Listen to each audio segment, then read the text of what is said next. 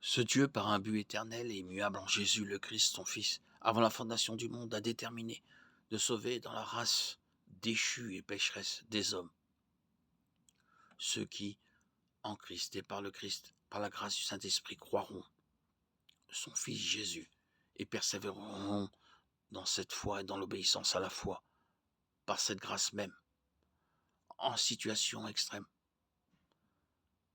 pour laisser l'incorrigible et l'incroyant dans le péché et sous sa colère, et pour les condamner comme éloignés du Christ, selon la parole de Jean 3,36.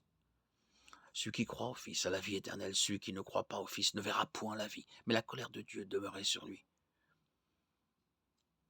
On voit que le salut est conditionné à la foi et à la persévérance de la personne. Avec cette élection conditionnelle, c'est nous-mêmes qui déterminons notre salut en fonction de notre choix de suivre Jésus et de notre capacité à persévérer en lui. Notre capacité à choisir Jésus est le résultat d'une grâce universelle que Dieu accorde d'abord à tous les hommes qui effacent les effets de la chute et nous permet de choisir d'accepter ou de refuser Christ. Autrement dit, Dieu doit intervenir pour que le choix du salut soit possible. Mais en définitive, c'est notre choix qui sauve.